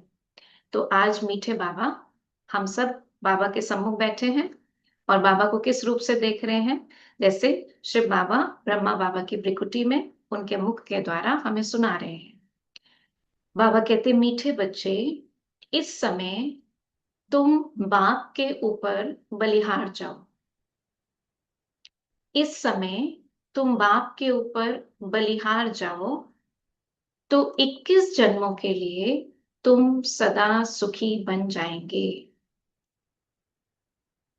अब बलिहार जाने का क्या मतलब है? हाँ, बाबा हमें याद दिलाते हैं कि तुमने भक्ति में कहा था कि भगवान जब आएंगे तो हम उन पर बलिहार जाएंगे, जैसे अपने बच्चों पर बलिहार जाते हैं ना माता पिता। तो बाबा कहते, तुम बाप के ऊपर बलिहार जाओ, मतलब जो बाबा कहे उसको मानना, मन से, बुद्धि से, वचन से, कर्म से बलिहार जाओ। तो बाबा गारंटी देते हैं कि 21 जन्मों के लिए तुम सदा सुखी बन जाए। ठीक है। अच्छा, प्रश्न है आज की मुरली का, ज्ञानी बच्चों को, अब बताइए आप ज्ञानी बच्चे हैं, ज्ञानी बच्चे? जिन्होंने भगवान को जान लिया वो ज्ञानी हो गए, क्योंकि भगवान जी तो सिर्फ अपना परिचय नहीं देते, लेकिन सृष्टि के आदि मध्य अंत का ज्ञान, सब चीजों का ज्ञान देते, तो हम ज्ञानी बच्चे हो गए ना। ज्ञानी बच्चों को अपनी अवस्था ठीक रखने के लिए कौन सी आदत पक्की डालनी चाहिए? ज्ञानी बच्चों को अपनी अवस्था ठीक रखने के लिए कौन सी आदत पक्की डालनी चाहिए? रेडी है सब सुनने के लिए? एक ही आदत बाबा कहते हैं पक्की डाल लो, फिर बाकी सारी आदतें आ जाएंगी उसके पीछे। कौन सी है? उत्तर है सवेरे सवेरे उठने की। सवेरे सवेरे उठने की। ठीक है। अभी शायद कईयों को आदत नहीं होगी, लेकिन कोई बात नहीं, भगवान उवाच है ना, कौन कह रहा है? तो इसलिए कोई क्वेश्चन ही नहीं। बाबा मेरे को तो आदत ही नहीं है, हमें तो 8 बजे उठने की आदत है, हमारे घर में तो सब काम धंधे से ही 10 बजे आते हैं, चौका ही हमारा तो 12 बजे पूरा होता है, हम कैसे उठे जल्दी? तो no questions, no ifs and buts, भगवान उवाच है, तो हाँ जी ही करना चाहिए। इसलिए बाबा ने पहला शब्द बोला ज्ञानी बच्चों को। ज्ञानी बच्चों की अवस्था भी डाउन हो जाती है, इसलिए बाबा कह रहे हैं अवस्था को ठीक रखने के लिए सवेरे सवेरे उठने की आदत डालनी है। सवेरे सवेरे उठकर बाबा की याद में बैठना, ये बहुत अच्छी धारणा है। ये बहुत अच्छी धारणा है। जो बच्चे जल्दी सोते और जल्दी उठ जाते, उनकी अवस्था सारा दिन ठीक रहती है। जो बच्चे जल्दी सोते और जल्दी उठ जाते, उनकी अवस्था सारा दिन ठीक रहती है। ठीक है, अवस्था ठीक रखने के लिए। अच्छा, फिर नेक्स्ट बात बाबा देखो क्या कह रहे हैं। अज्ञानियों की नींद से ज्ञानी बच्चों की नींद आधी होनी चाहिए। अब आप ज्ञानी बच्चे हो, आपने स्वीकार किया है, तो आपकी नींद अज्ञानियों से आधी होनी चाहिए। 10 बजे सो जाओ, जिसका मैंने आपको कहा 10 बजे का अलार्म लगा दो कि अब सोने का टाइम हो गया। 10 बजे सो जाओ, 2 बजे उठकर बैठो, क्योंकि दुनिया में क्या कहते हैं, 8 घंटे सोना जरूरी है, कहते हैं ना। और इसीलिए कई बाबा के बच्चे भी फिर प्रश्न पूछते हैं, दीदी डॉक्टर खुद कहते हैं 8 घंटे सोना चाहिए, और आप कह रहे हो 4 घंटे। मैं नहीं कह रही 4 घंटे, शिव बाबा कह रहा है ब्रह्मा बाबा के द्वारा कि आप ज्ञानी बच्चों की नींद अज्ञानियों के मुकाबले आधी होनी चाहिए। और फिर टाइम भी बता दिया, 10 बजे सो, सुबह 2 बजे उठो। और मेरा अपना अनुभव है, क्योंकि मैं शुरू से, हमारे माता पिता ने आदत डाली, देर तक तो सोने की आदत कभी डाली ही नहीं, सो ही नहीं सकते थे, अलाउड नहीं था। कुछ कुछ करके, सर्दी होती थी तो रजाई उठा लेते थे, गर्मी होती थी पंखा बंद कर देते थे, उठना ही पड़ता था। तो मैक्सिमम 6-7 बजे उठना पड़ता था। और शादी होके आए तो यहाँ पर भी सारे काम करने होते थे सुबह जल्दी, लेकिन फिर भी आदत क्या थी, जब तक सो सकते हैं ना तब तक सो ले। जब टाइम ऐसा हो कि अब बिना उठे काम नहीं बनेगा, मतलब मजबूरी वाली बात, कि हमेशा एक मैसेज ये रहता था अब तो उठना ही पड़ेगा, इससे लेट और नहीं सो सकते, चाहे 6:30 उठे, 7 उठे या 5 उठे, जो भी उठे। तो लेकिन उठते मजबूरी में थे, खुशी से नहीं उठते थे। तो और कहीं हॉलीडे जाना हो तो फिर ये रहता था आज तो सो जाए, कम से कम आज किसी का डरना नहीं है ना। लेकिन अब बाबा हमको, जब बाबा ने ये ज्ञान दिया, तो मुश्किल तो लगा एक बार, लेकिन बुद्धि ने स्वीकार बड़ी जल्दी कर लिया, क्योंकि भगवान हुआ जी, इस पे निश्चय हो गया था कि भगवान कह रहा है। तो इसलिए हमने कहा नहीं, भगवान जी कह रहे हैं तो करना तो है ही, कैसे भी करना है। तो अपने रूटीन को ठीक किया, बाकी सब चीजों को साइड किया। कभी लेट भी हो जाए, मम्मा का एक उदाहरण आपको बताती हूँ। वैसे तो बाबा हमेशा कहते हैं 10 माना बस, 10 के बाद नहीं जगना, लेकिन कई बार कोई ऐसे कार्य होते हैं कि आप बीच में नहीं छोड़ सकते। घर परिवार में भी ऐसे कार्य होते हैं, सेवा केंद्र में भी ऐसे कार्य होते हैं, उनके प्रति भी हमारी जिम्मेवारी होती है, तो हमको वो निपटा के ही सोने होते हैं। तो एक बार मम्मा को भी 11:30-12 बज गए सोने में। तो अब सब सोचे कि आज तो लेट हो गई, बाबा कहते हैं 10 बजे सोना चाहिए, आज हम सब लेट हो गए, तो कैसे जल्दी उठ पाएंगे।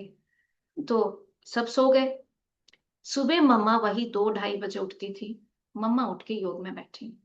तो मम्मा से जब बाकी बच्चों ने सुबह पूछा, वो आराम से उठे जरा 5-6 बजे, तो बाकियों ने पूछा, मम्मा आप कितने बजे उठी? मैंने देखा, मेरे को आहट आई थी, आप जैसे 2 बजे बैठे हो। मम्मा बोली, हाँ बैठी थी योग में।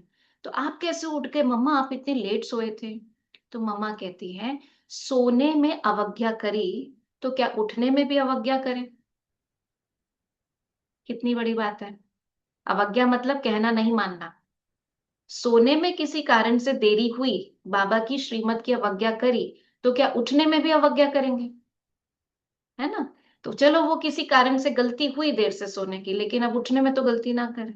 तो जब हम बड़ों की ऐसी ऊंची धारणाएं सुनते हैं, तो समझ में आता है कैसे मम्मा नंबर बन गई, कैसे ब्रह्मा बाबा नंबर बन गए। ब्रह्मा बाबा कहते थे कि तुम भाग्यशाली हो। आज की मुरली में कहाँ है बाबा ने, लेकिन पूरी मुरली हम पढ़ नहीं पाएंगे तो थोड़ा सा ऐसे ही बता देती हूँ। बाबा ने कहा, तुम बच्चे भाग्यशाली हो, तुम बाबा को याद कर सकते हो, लेकिन मैं सारा दिन मामले रहते हैं। आप सोचो कि इतना समाज का ऑपोजिशन, इतना बड़ा कारोबार, इतने सेंटर्स, इतना सब कुछ, कभी कोई बच्चे की प्रॉब्लम, कभी कोई बच्चा बीमार, कभी किसी सेंटर का कोई इशू, कितना कुछ एड्रेस करना पड़ता है इतनी बड़ी संस्था को संभालते हुए। तो बाबा को तो जैसे योग का समय नहीं मिलता था, तो बाबा 2 बजे उठकर बैठता था। क्योंकि अभी जैसे दीदी ने कहा कि ब्रह्मा बाबा भी तो सुनता था ना ज्ञान, वो भी तो स्टूडेंट था ना, उसको भी तो अपना पुरुषार्थ करना था। जब उस 12 साल की कन्या में आकर शिव बाबा ने ये बताया कि तुम ही हो नंबर 1 आत्मा, और तुम्हारे अंदर ही आकर मैं प्रवेश करता हूं, और तुम ही इस ज्ञान को सबसे पहले उठाकर अपने भविष्य को, अपने नंबर 1 पद को प्राप्त करोगे। तो लेकिन ऐसा तो नहीं केवल आशीर्वाद से प्राप्त कर लेंगे, पुरुषार्थ तो हर एक आत्मा को अपना करना है। ब्रह्मा बाबा ने भी किया, मम्मा ने भी किया। लेकिन ब्रह्मा बाबा ने ये बहाने नहीं दिए, मेरे ऊपर तो इतने मामले हैं, मेरे को टाइम भी कहाँ मिलता है योग लगाने का। इसलिए बाबा 2 बजे उठता था। इसलिए बाबा बार बार अशरीरी होने का अभ्यास करते थे, क्योंकि अशरीरी होने से आत्मा की चार्जिंग होती है। आपको देखो एक बहुत अच्छी बात समझाती हूँ, आप में से हो सकता है कुछ को पता भी हो। जब हम सोते हैं, भले ज्ञानी आत्मा है या अज्ञानी आत्मा है, जब हम सोते हैं और सोकर जब हम उठते हैं, अगर हमें अच्छी नींद आई है, तो आप रिफ्रेश फील करते हो, रिचार्ज फील करते हो। अब देखो, नींद में आपने कुछ खाया पिया तो नहीं है, लेकिन ताकत महसूस होती है नहीं होती? आत्मा, आत्मा की चार्जिंग होती है। कैसे होती है? कि जब आत्मा डीप स्लीप में जाती है, तो वो अशरीरी स्टेज में होती है, शरीर के भान से परे होते हैं। आपको सोते हुए पता होता है ये शरीर यहाँ बेड पे लेटा हुआ है, कुछ भी नहीं होता आपको, है ना? भले कुछ सपने आते हैं, सपनों में कुछ भी दिखता है या नहीं आते सपने, लेकिन आपको उस टाइम ये नहीं पता होता मेरा हाथ कहाँ पड़ा है, मेरा पैर कहाँ पड़ा है, मेरा शरीर कहाँ पड़ा है। उस शरीर के भान से ही आप परे होते हो, अलग होते हो, जिसको कहेंगे कि अशरीरी अवस्था। तो उस अशरीरी अवस्था में नेचुरली, भले उसको भगवान का ज्ञान है या नहीं है, भले उसको मैं आत्मा हूं ये पता है नहीं पता है, ऑब्वियसली उसकी चार्जिंग होती है। हाँ, और उसमें कहते हैं कि 8 घंटे की नींद आवश्यक है, अच्छी नींद आवश्यक है, जिससे सोल चार्ज हो सके। वो सोल को नहीं कहते, वो कहते हैं बॉडी चार्ज हो सके, बॉडी को रेस्ट की जरूरत है, रिपेयर की जरूरत है, बॉडी की बात करते हैं डॉक्टर्स जो बात करते हैं। लेकिन परमात्मा हमको कहते हैं, आपके लिए 4 घंटे की नींद कैसे पूरी हो सकती है? क्योंकि दिन भर में जो आप ट्रैफिक कंट्रोल करते हो, बार बार अशरीरीपन की प्रैक्टिस करते हो, ड्रिल करते हो, उससे आत्मा चार्ज हो जाती है। वो 5 मिनट की मेडिटेशन से आपको 2 घंटे की नींद की चार्जिंग मिलती है। Are you getting? इसलिए कहते हैं स्लीप इज, ध्यान से सुनिएगा, स्लीप इज अनकॉन्शियस मेडिटेशन। चाहे भले किसी को मेडिटेशन करनी आती है नहीं आती, लेकिन सोते समय उसकी अपने आप ही मेडिटेशन की स्थिति हो जाती है, वो अशरीरी स्थिति होती है, इसलिए उसकी चार्जिंग होती है। And meditation is conscious sleep. इसका भाव ये नहीं है कि मेडिटेशन में सो जाना है, लेकिन कॉन्शियस में रहते हुए स्लीप की अवस्था तक ब्रेन वेव्स को इतना डाउन करना, इतना स्लो डाउन करना कि आत्मा अशरीरीपन की स्टेज में जाती है और उसकी चार्जिंग होती है। और वो अशरीरीपन की जो स्टेज होती है, वो 5 मिनट की चार्जिंग 2 घंटे की नींद के बराबर होती है। इसलिए बाबा कहते हैं आप ज्ञानी बच्चों की सुबह सुबह उठने की जो आदत है, वो आत्मा को चार्ज करेगी, वो आत्मा को सारे दिन के लिए तैयार करेगी। ठीक है? तो जब हम बात को समझ के करेंगे, तो हम इजीली कर पाएंगे। और कोई भी रूटीन हम चेंज करते हैं तो उसके अंदर थोड़ा सा तो देखो दिक्कत आती है, क्योंकि आपकी एक बायोलॉजिकल क्लॉक होती है। तो उसमें डिस्टर्ब नहीं हो जाओ, आज सारा दिन मैं ढीला ढीला रहा, ढीली रही, मुझे नींद आती रही ऑफिस में। नहीं, आप जैसा अपने आप को, मैं देख रही हूँ चैट बॉक्स में कुछ आ रहे हैं मैसेजेस, लेकिन मैं पढ़ नहीं पा रही हूँ। बाद में पढ़ के आपको जवाब दूंगी या लास्ट में देखेंगे। ठीक है, अभी तो मैं जो बता रही हूँ उस पर आप अटेंशन रखिए। तो इम्पोर्टेंट ये है कि हम बाबा के ज्ञान को समझकर हम जब उसको इम्प्लीमेंट करते हैं, उमंग उत्साह से करते हैं, तो हमको नींद नहीं आती है ना। नींद तब आती है जब थोड़ी सी मजबूरी होती है, या अंदर में होता है मैं जल्दी उठी थी, मैं जल्दी उठी थी, मैं जल्दी उठी थी। मेरे साथ होता था ज्ञान में आने से पहले, अगर किसी दिन 4 बजे उठना पड़ा, कहीं बाहर ट्रैवल करना है, कोई घर में कोई काम है, फंक्शन है, तो सारा दिन एक टेप चलती रहती थी। आज मैं ना इतनी जल्दी उठी थी, आज मैं इतनी जल्दी उठी थी, तो शरीर ढीला ढीला रहता है, मुझे सोना है, मुझे सोना है। और जब हम अपनी इच्छा से उठते हैं, प्राप्तियों के लिए उठते हैं, तो हमारी बॉडी, क्योंकि मन चार्ज है, मन ने अपनी इच्छा से किया है कुछ भी, तो जैसे व्रत करते हैं तो भूख नहीं लगती है ना, कहीं हवाई जहाज पकड़ना है तो नींद नहीं आती। तो ऐसे ही हमको, जब हम अपने मन बुद्धि को तैयार करेंगे, अपने आप को पर्पस देंगे, तो हमको ढीलापन नहीं लगेगा, अलर्टनेस लगेगी, और प्राप्तियों के आधार से हमारे अंदर वो शक्ति आएगी। ठीक है, चलिए अब धारणा के पॉइंट्स आज सुनते हैं डायरेक्ट हम। आज वैसे मुख्य बाबा ने जो कहा धारणा में भी है वो बात। पहला पॉइंट है, 21 जन्म सदा सुखी बनने के लिए।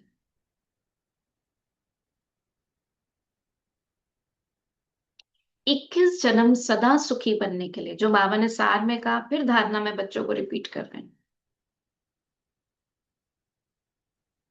एक बाप पर पूरा पूरा बलिहार जाना है। अगेन बलिहार जाने का मतलब, जो बाबा ने कहा हाँ जी बाबा, नो इफ्स एंड बट्स,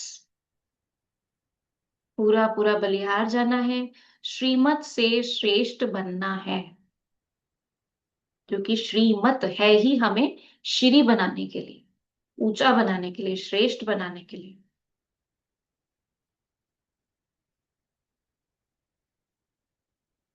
इसके अंदर मनमत व परमत को त्याग देना है। समझ गए ना, आपका मन भी अंदर से कुछ कहेगा, लेकिन किंतु परंतु कुछ कहेगा, उसको त्याग देना है। या परमत, घर वाले कहेंगे नहीं तुम स्टूडेंट हो, तुम्हें इतने घंटे सोना चाहिए, नहीं तुम तो जॉब पर जाते हो, रात तक आते हो, तुम्हें इतना कम सोओगे तो थोड़े दिन में ही ना दिमाग खराब हो जाएगा, शरीर पर असर आने लगेगा, दुनिया वाले कहेंगे। मनमत व परमत को त्याग देना है, कोई अवज्ञा नहीं करनी है। इस बात को मैं थोड़ा सा, इसको आप लिख लो पहले, दूसरा पॉइंट, नहीं लिख लो, दूसरा पॉइंट लिख लो, उसके बाद मुरली से एक थोड़ा सा और सुनाऊंगी इस बात को और एम्फेसाइज करने के लिए। दूसरा पॉइंट है, सवेरे सवेरे उठकर याद में बैठ कमाई करनी है। देखो आपका, जब जो बिजनेसमैन यहाँ बैठे हैं, जब कमाई का सीजन होता है, खाने की भी फुर्सत नहीं है ना, कुछ और सोचने की फुर्सत नहीं, घर के फंक्शंस में भी जाने की फुर्सत नहीं, भैया उस टाइम कमाई का सीजन है, किसी का दिवाली का कमाई का सीजन होता है, और किसी का राखी का कमाई का सीजन होता है। तो इसलिए बाबा कहते सवेरे सवेरे उठकर याद में बैठो, तो आपकी कमाई होगी। सृष्टि को स्वर्ग बनाने की सर्विस कम से कम 8 घंटा जरूर करनी है।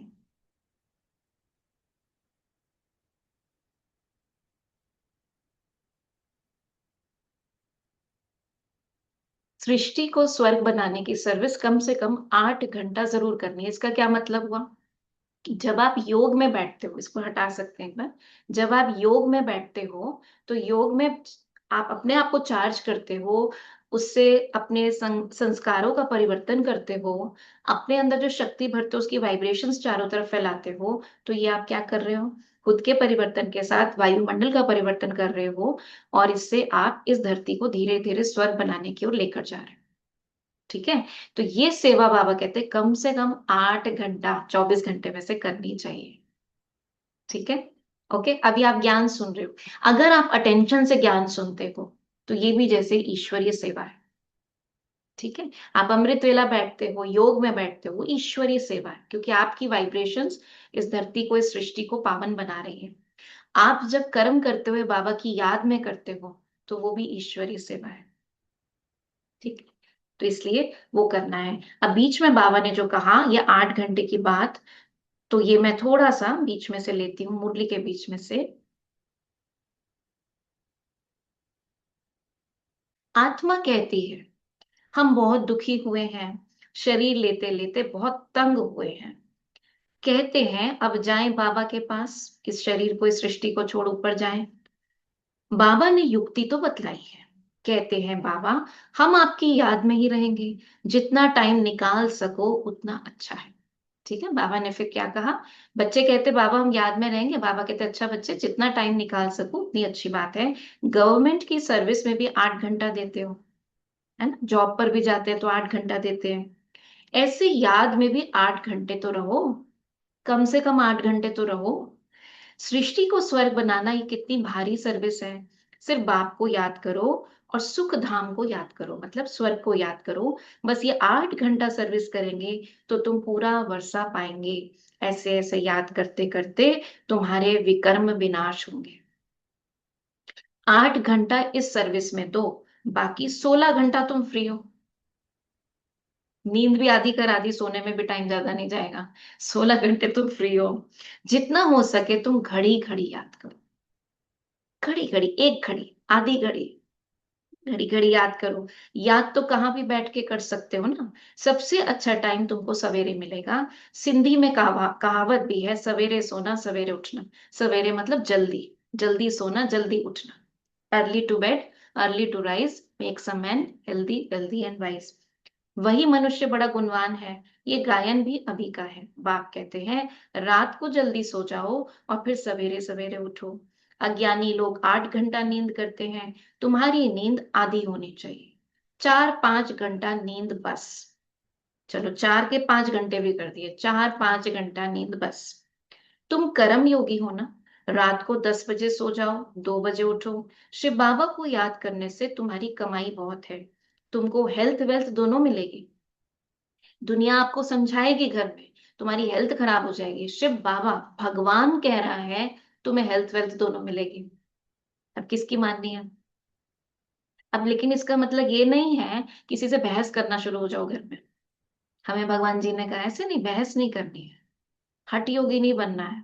लेकिन उनको प्यार से कहना है। पता नहीं आजकल अपने आप नींद खुल जाती है, अपने आप ऐसा लगता है कि उठ के बैठ जाएं। और ऐसे आइडियाज आते हैं, उनको ये मत बोलो हम शिव बाबा को याद कर रहे हैं, उनको बोलो ऐसे आइडियाज आते हैं ना उस टाइम पर कि लगता है नहीं अभी नहीं सो। ऐसे सक्सेसफुल आइडियाज आते हैं और आएंगे, ये सत्य है, ये सत्य है। ठीक है। स्टूडेंट्स हैं तो कह सकते हैं पता नहीं उस टाइम जो याद करते हैं ना वो याद हो जाता है, इसलिए हमें उठना अच्छा लगता है, हम दिन में कवर अप कर लें। उनको ऐसा कह दो। ऐसे नहीं कहो नहीं हमें वहां तुम क्लास करते हैं ना, उसमें बताया 10 से 2 हमको सोना है। घर में तो सब 12 बजे सोते हैं, हम 10 बजे ही सो गए। थोड़ी सी एक्टिंग कर लो। मैं तो क्या करती थी, जहां बैठी होती थी सोफे पे 9:30 बजे से ऐसे लटक जाती थी। फिर सारे कहते थे जा तू सो जा, मैं कहती थी हाँ नींद आ रही है मेरे को। ये कहो ही नहीं ना हमें सोना है, थक गए। ठीक है। युक्ति से चलना होता है, इसको झूठ बोलना नहीं कहते, ये युक्ति से चलना होता है। तो बाबा ने कहा कि तुमको हेल्थ वेल्थ दोनों मिलेगी। अच्छा 2 बजे नहीं तो 3 बजे उठो। थोड़ी देखो बाबा को भी आता है बच्चों के लिए, 3 बजे उठो। अच्छा 4 बजे उठो। ठीक है। फर्स्ट क्लास समय वह है, शांति रहती है, सब अशरीरी बन जाते हैं। उस समय सन्नाटा बहुत होता है, क्योंकि आप देखो जितने पब्स हैं, बार्स हैं, गलत काम करने वाले हैं, चोर डाकू हैं। मेरी आवाज आ रही है? सब फ्रीज हो गया मेरे आगे। आ रही है? अच्छा। तो जितने ऐसे गलत काम करने वाले हैं वो भी सब कुछ गलत काम करके सो जाते हैं सुबह 4 बजे तक, 3-4 बजे तक। तो सारी जो है अपने अशरीरी हो चुके होते हैं, आत्मिक स्थिति में होते हैं। तो इसलिए बाबा कहते हैं कि बाबा बहुत कर, हाँ सॉरी, उस समय सन्नाटा बहुत होता है, अमृत वेले की याद अच्छा असर करती है। बाबा बहुत करके रात को जागते रहते हैं। बाबा मतलब 2 बजे को रात कह रहे हैं, रात को जागते रहते हैं। सूक्ष्म सर्विस में थकावट नहीं होती। कमाई से तो खुशी होगी, तुम बच्चे सवेरे उठ अपनी अविनाशी कमाई करते रहो। अच्छा, मीठे मीठे सिकीलते बच्चों प्रति माता पिता बाप दादा का याद प्यार और गुड मॉर्निंग। रूहानी बाप की रूहानी बच्चों को नमस्ते। हम रूहानी बच्चों की रूहानी बाबा को याद प्यार नमस्ते, शुक्रिया बाबा, शुक्रिया। धारणा के पॉइंट्स हम कर चुके हैं। अब हम वरदान लेते हैं बाबा से। बाबा का आज का वरदान है, समय और संकल्प सहित, नोट कीजिए, समय और संकल्प सहित अपने सर्व खजानों को, क्योंकि समय का भी खजाना है और संकल्प का भी खजाना है, इन दोनों के सहित अपने सर्व खजानों को विल करने वाले मोह जीत भव।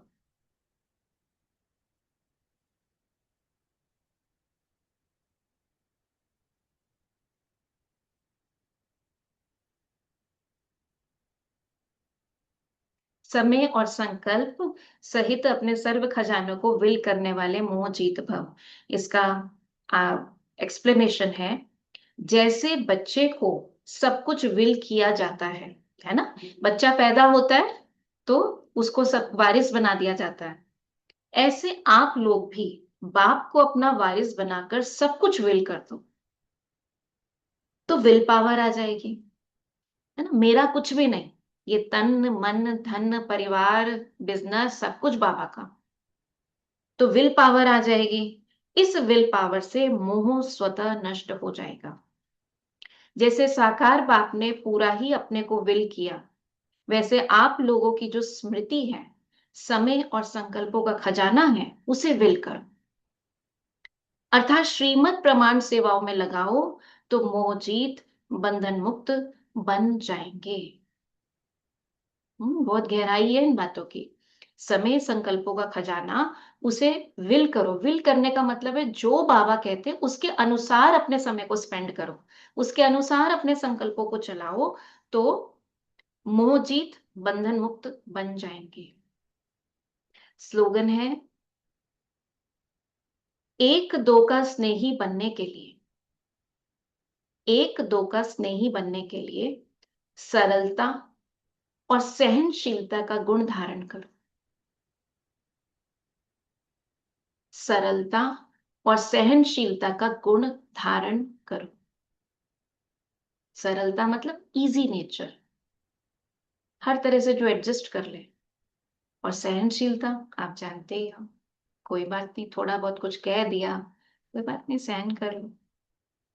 सहनशीलता का गुण धारण करो। ओम शांति। अच्छा, अभी जरा आपके मैसेजेस पढ़ लें। ओके, खुशी बहन लिख रही है, so is sleeping also part of purushartha? I mean isn't it optional whether to sleep और नॉट? नहीं जी, सोना जरूर है, ऐसा बाबा ने नहीं कहा कि नहीं सोना है, नींद भी जरूरी है। और देखो, मम्मा और बाबा का पुरुषार्थ अलग था, वो सारा दिन अपने को अशरीरी अवस्था में रखते थे, इसलिए उनकी चार्जिंग अच्छी होती थी। वो सारा दिन ईश्वरीय ज्ञान चिंतन मनन में और सेवाओं में रहते थे, उसका भी बल उनको मिलता था, है ना। तो इसलिए ऐसा नहीं है कि हमें सोना नहीं है। और मैं अभी कहूंगी शुरू में, 4 घंटे की जगह, जैसे बाबा ने अभी कहा ना, 10 से 2 की बात कही, फिर बाबा ने कहा चलो 3 बजे उठ जाओ, चलो 4 बजे उठ जाओ, अभी आप 6 घंटे का टारगेट रखो, ठीक है। 10 बजे सो जाओ और 4 से लेट नहीं करना उठने में, धीरे धीरे हैबिट बन जाएगी आपकी, लेकिन सोना है। और खास तौर पे जब बुद्धि का काम होता है, ब्रेन को रेस्ट चाहिए होता है, मेमोरी कंसोलिडेशन के लिए आप जो भी चीजें याद करते हो उसको रेस्ट चाहिए होता है। मम्मा बाबा की नींद ऐसी थी, वो बिल्कुल नींद में भी अशरीरी रहते थे। अभी हमारी नींद उतनी अच्छी नहीं है, हमारी बुद्धि के अंदर जो अपवित्रता भी है वो हमें उतनी साउंड स्लीप में जाने नहीं देती। हालांकि मम्मा और बाबा दोनों के बारे में हम सुनते हैं बड़ों से कि उनकी नींद ऐसी थी, जरा सा कुछ आहट होती थी, बाबा की आवाज एकदम से आती थी, कौन आया बच्चे, मतलब इतनी कच्ची थी। लेकिन अशरीरी स्थिति इतनी थी, क्योंकि नींद का पर्पज ही क्या है, अशरीरी बन के आत्मा की चार्जिंग, तो वो स्थिति पक्की थी, वो हमारी नहीं है, ठीक है। तो इसलिए 6 घंटे की नींद अभी आप लो, और फिर धीरे धीरे उसको कम करो अपनी अवस्था के हिसाब से। कई बाबा के बच्चे धारणा को ठीक से नहीं लेते, 10 बजे सोते नहीं है लेकिन 2 बजे उठते हैं, और 2 बजे उठ के कईयों को फिर प्रॉब्लम्स होने लगती हैं। हर धारणा को ठीक से फॉलो करना है, ठीक है, अपने रूटीन को देखते हुए, लेकिन उसमें मनमत मिक्स नहीं करनी है। वो आज बाबा ने पहले ही कह दिया, परमत और मनमत को मिक्स नहीं करो। श्रीमत पर चलते हुए हमें किस रूप से इस धारणा को अपने जीवन में इंप्लीमेंट करनी है। ओके, तो 4 बजे के बाद कोई नहीं सोएगा, इसका जरूर ध्यान रखना। ये बाबा की 110% वाली श्रीमत है कि इसमें कोई इजी होने की बात नहीं है। ओके, अच्छा, दूसरा मैसेज जो है बीना बहन का। अच्छा, आप लिख रही हैं कि मैंने अमृत वेला 27 जून से शुरू कर दिया, मतलब क्लास होते ही आपने अपना पुरुषार्थ शुरू कर दिया। Very good. और आपको बहुत अच्छा लग रहा है। सुबह 4 बजे आप पहले भी उठते थे, लेकिन कोविड के बाद सब कुछ हैबिट गड़बड़ हो गई, चेंज हो गई, but now I am feeling blessed and happy to have started again. Very good. तो आपको अभी से ही रिजल्ट मिल रहा है, संगठित रूप से और करेंगे और मिलेगा, अच्छी बात है। तो बहुत बढ़िया। अच्छा, एक बहन लिख रही है, दीदी मेरे तो पति रूपी आत्मा और सास रूपी आत्मा दिमाग के घोड़े दौड़ाने लगेंगे। देखो, वो तो बाद में घोड़े दौड़ाएंगे, आपने अभी से दौड़ाने शुरू कर दिया। आपने उनको संकल्प, अब आप ब्राह्मण आत्मा हो, आप जो संकल्प दोगे आपके पति रूपी आत्मा और सास रूपी आत्मा ने कैच कर लिया। आप क्यों संकल्प चला रहे हो? आप ये संकल्प चलाओ, भगवान की आज्ञा है, मुझे करना है और ये आत्माएं मेरे सहयोगी हैं। ये संकल्प ही मत चलाओ इनको, ये संकल्प चलेंगे उनके घोड़े दौड़ेंगे, दौड़ने तो हमारा दिमाग चलने लग गया है ना। ये भी संस्कार हमको भी चेंज करना है। अनुमान लगाने का संस्कार, दूसरों को उनके पुराने संस्कारों की तरफ से देखने का संस्कार नहीं, आप उनके संस्कारों को भी अच्छा देखो ना, वो मेरी सहयोगी आत्मा है। ठीक है, पहले से ही रात को जब सो, मैं सुबह 4 बजे उठकर बाबा से योग लगा रही हूँ, सब मेरे सहयोगी हैं, सब आत्माएं सो रहे हैं, बड़ी शांतिपूर्ण नींद सो रहे हैं, और मैं उठकर चैतन्य आत्मा स्वरूप बाबा का बच्चा बाबा से वरदान ले रही हूँ। अपने लिए भी ले रही हूँ, आत्माओं के लिए भी ले रही हूँ। ऐसे ऐसे संकल्प चलाओ। ठीक है, चेंज कर लेना आज इस संकल्प को, रिफ्रेम करना। अच्छा, प्रियम भाई कह रहे हैं, दीदी मुझे तो अभी भी आपकी आंखों में नींद लग रही है। अच्छा अच्छा, हो सकता है लग रही हो, क्योंकि आइस का इन्फेक्शन बहुत जबरदस्त हो रहा है 3-4 दिन से। सेवा पे गए हुए थे तो वहां पे बहुत छोटे छोटे मच्छर टाइप थे, और मेरी वैसे भी आंखों में थोड़ी प्रॉब्लम काफी टाइम से चल रही है, तो हो रही होगी, बट मैं नींद में नहीं। I think I am very active.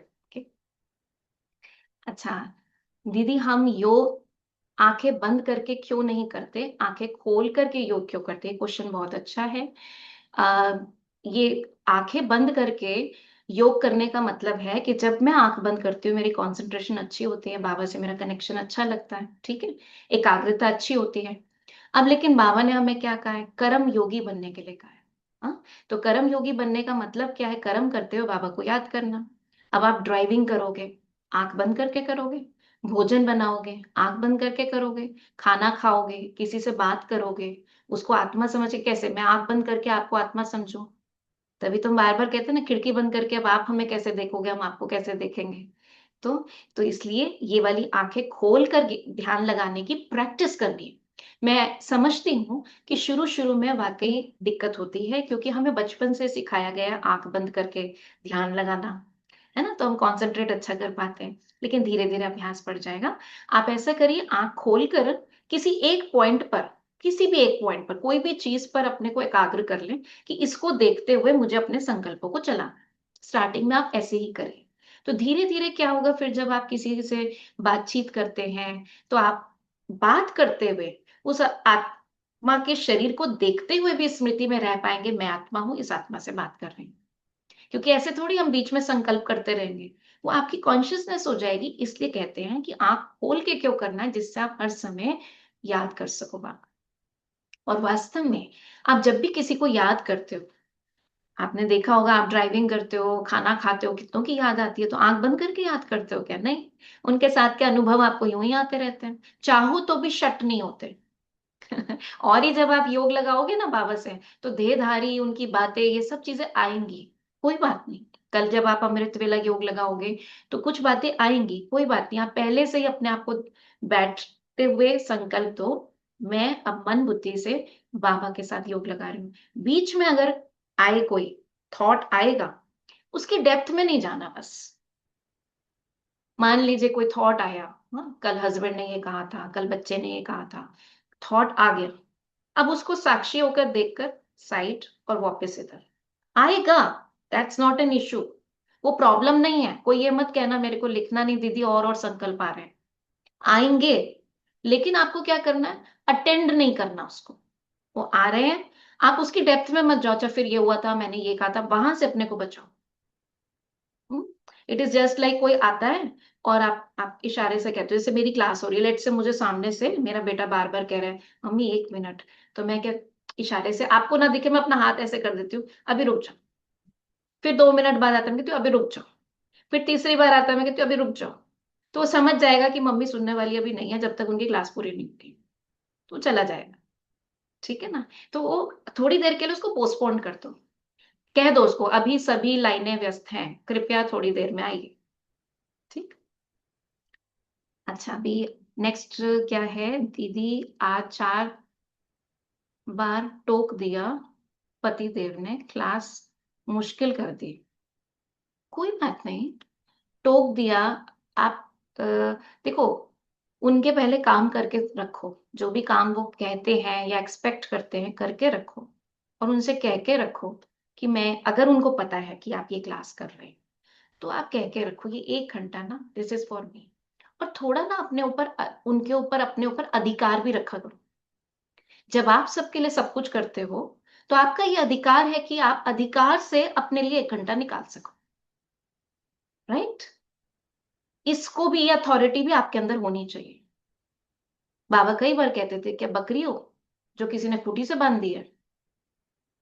बाबा कभी ऐसे नहीं कहता, बाबा कहते सेवा करो सबकी। लेकिन अगर मान लीजिए कोई जेन्युइन काम है, क्योंकि आप घर में, तो आपको उठना पड़ेगा, उसके लिए आप मना भी नहीं करो। लेकिन अगर वो अननेसेसरली परेशान कर रहे हैं, तो अपना, आप पढ़ी लिखी हो, इतना आपका भी राइट है अपने जीवन पर कि आप 1 घंटा अपने लिए निकाल सकें।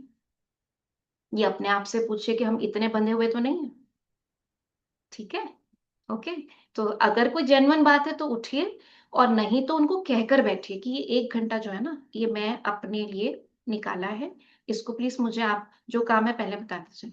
और इन केस कुछ अनवांटेड बीच में आ जाता है, तो उठना ही पड़ेगा, उसमें आप क्या कर लें। लेकिन कोई जानबूझ के ऐसे करता है, तो मेक इट अ पॉइंट, वो बाकी आपको अपने परिवार के हिसाब से अपने आप हैंडल करना है।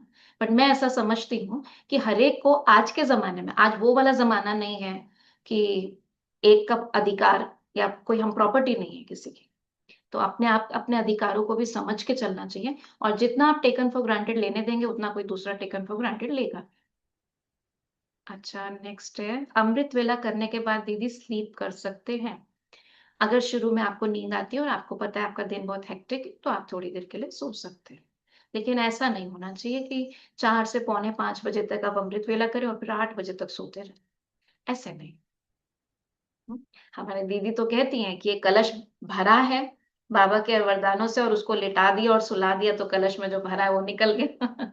लेकिन चलिए ठीक है, इस चक्कर में उठे ही ना, उससे अच्छा है उठे, और थोड़ी देर बाद अगर सोने का दिल करता है तो आधा घंटा सो जाए। निद्रा जीत बनना है, नींद पर विजय प्राप्त करनी है।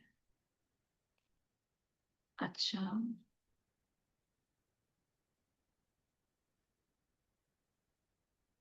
When we should have dinner time, अच्छा।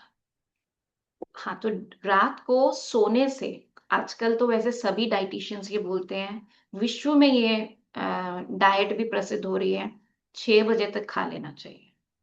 मेरी खुद की कोशिश रहती है मैं 5 बजे के बाद ना लूं कुछ भी। लेकिन अगर पता है देर तक जागना है, थोड़ी भूख लगती है, तो मैं आपकी क्लास के बाद थोड़ा सा कुछ ले लेती हूँ 7:30 बजे तक, क्योंकि इतना बोलते हैं तो एनर्जी लगती है। और तो थोड़ा सा कुछ ले लेते हैं, बाकी आपके लिए मैं ये नहीं कह रही। आप डिनर 7 बजे, 7:30 बजे, मैक्सिमम 8 बजे तक कर, इससे लेट नहीं होना चाहिए। योगियों का भोजन इससे लेट नहीं होना चाहिए। और योगी छोड़िए, आजकल तो दुनिया में सभी कहने लग गए हैं कि जल्दी खाना खाना चाहिए। ठीक है।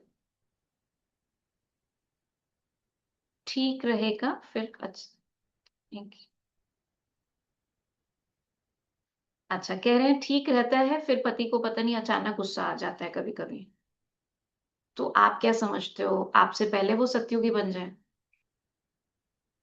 अभी आप बने नहीं हो, आपको चिड़चिड़ाहट हो जाती है, आपको गुस्सा आ जाता है, और आप चाहते हो आपके पति देव वो कभी कभी जो गुस्सा आ जाता है अचानक से, वो ना आए।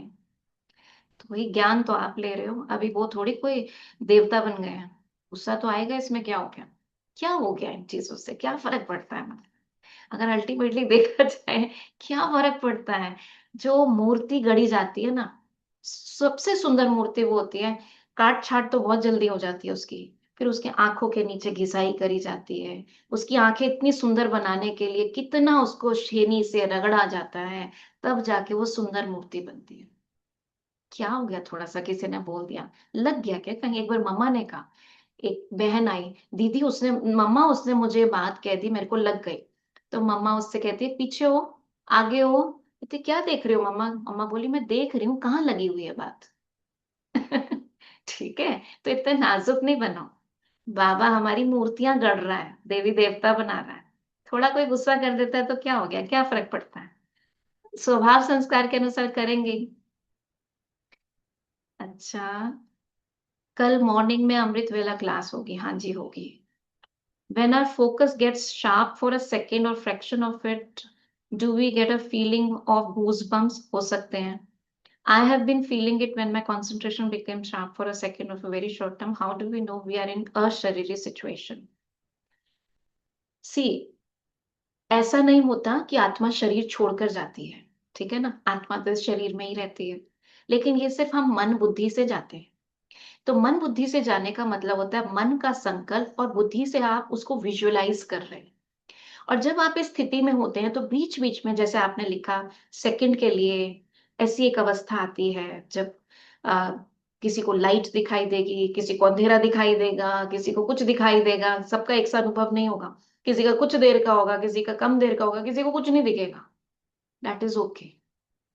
ठीक है, अशरीरीपन का मतलब है अपने संकल्पों से, मैं इस शरीर से डिटैच हो रही हूँ। बाकी आत्मा डिटैच थोड़ी होती है, होती तो इसके अंदर ही है ना, नहीं तो बॉडी डेड हो जाए। तो इसलिए धीरे धीरे आपके रोज के अनुभव अलग अलग होंगे, आपको खुद ही पता चल जाएगा। नींद क्वालिटी वाली नहीं आती है। नींद के लिए पूरा एक क्लास किया जा सकता है, क्वालिटी नींद के लिए। उसमें हमारे मन बुद्धि का भोजन बहुत इंपॉर्टेंट है। आप क्या खाते हो, क्या मोबाइल से लेते हो, क्या आसपास के न्यूज से लेते हो। सेकेंडली, आपकी बुद्धि की चर्निंग कैसी है ना? मतलब सारा दिन वेस्ट सोचते हो, ओवर थिंकिंग करते हो, इधर उधर की बातें सोचते हो, इधर उधर से लेते हो, तो ऑब्वियसली आपकी क्वालिटी जो है बुद्धि की ठीक नहीं है, तो नींद कैसे ठीक होगी? इसीलिए शुरू से पहले दिन से आपको ये बात कहा, आप इमोशनल डाइट पे आपको रहना है। आपने कुछ फालतू चीजें नहीं लेनी है, ओवर थिंकिंग नहीं करनी है। और ओवर थिंकिंग ना करने का कोई फॉर्मूला नहीं है, लेकिन जैसे बुद्धि को समर्पित करना, बाबा के साथ रिश्तों को कनेक्ट करना, तो जितना ज्यादा आप कनेक्ट करेंगे, आप अपनी चिंता बाप को दे सकेंगे। ठीक है। और खान पान जो हमारा है वो भी हैवी खाना नहीं खाना, रात को समय से खाना। हो सकता है आपको कोई बीमारी है, अगर लेट से आप किसी चीज की दवाइयां लेते हैं, उसका भी असर नींद पर होता है। बहुत सारे फैक्टर्स हैं। ठीक है, तो मैं एकदम से तो शॉर्ट में इतना ही कह पाऊंगी कि उन सारे फैक्टर्स को देखते हुए अपनी अ, दिनचर्या के ऊपर काम करिए, तो रात को नींद आएगी, अच्छी नींद आएगी। हम्म,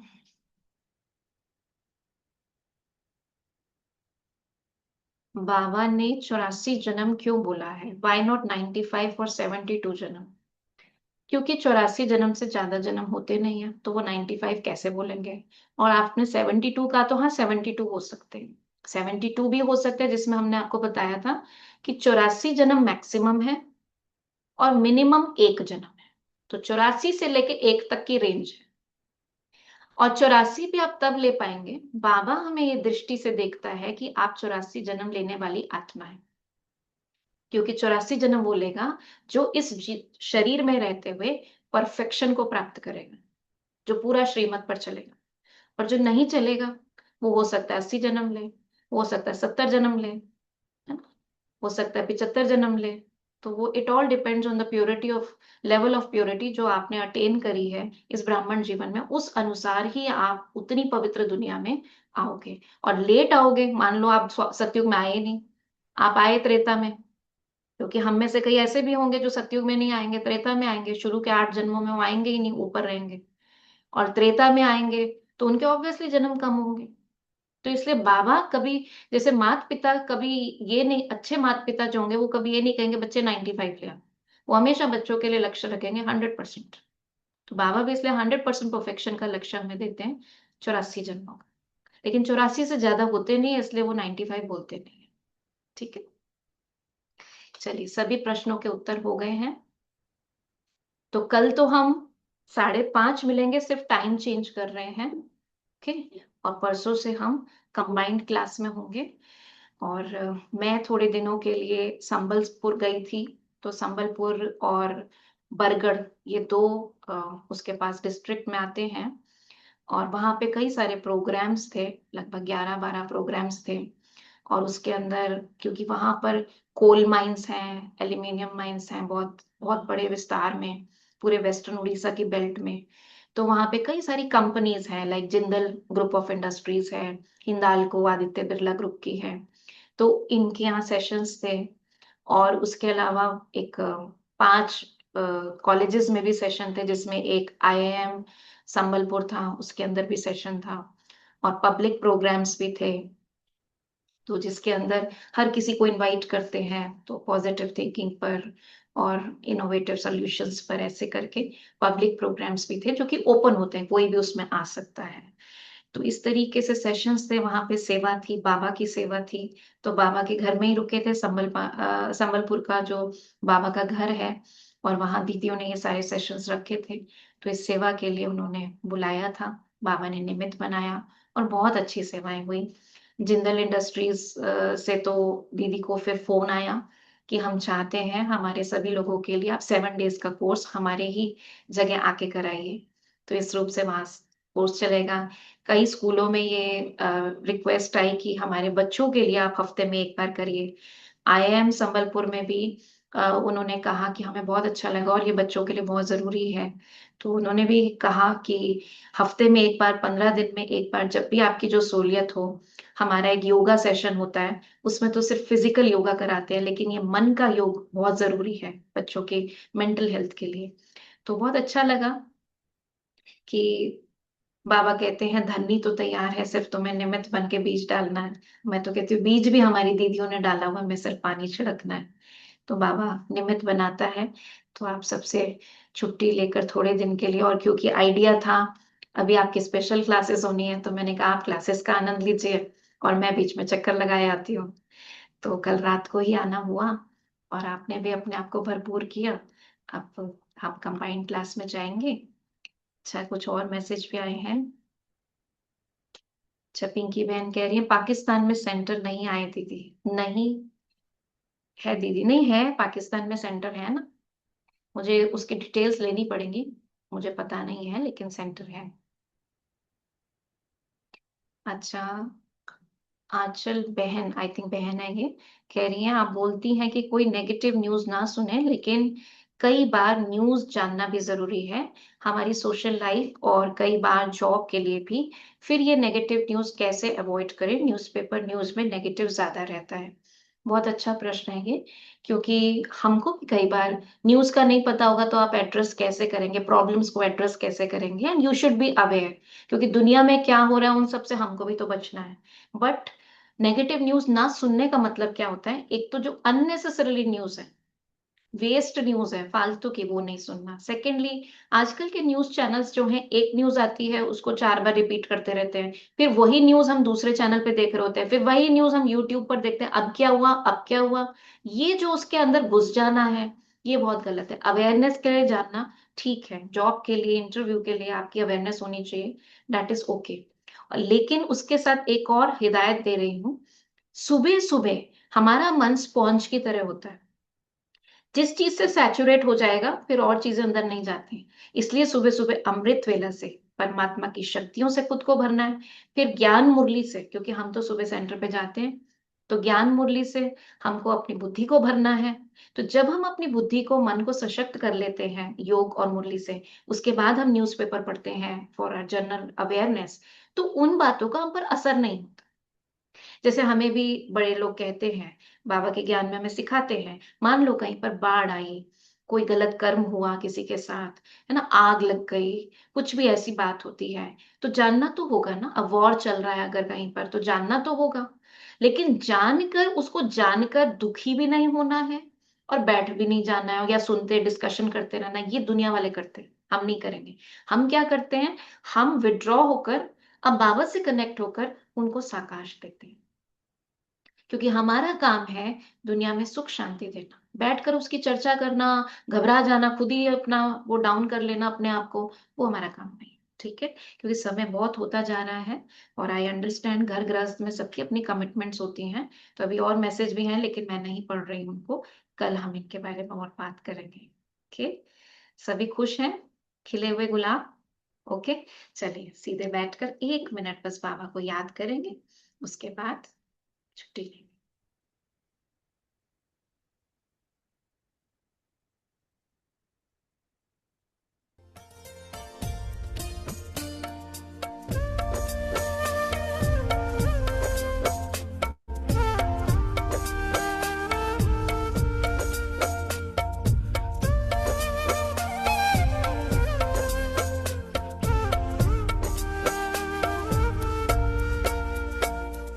कैसे करूं मैं बाबा तेरा शुक्रिया, कैसे करूं मैं बाबा तेरा शुक्रिया। झोली भर दी खुशियों से, झोली भर दी खुशियों से, सारा मेरा दुख लिया। कैसे करूं मैं बाबा तेरा शुक्रिया।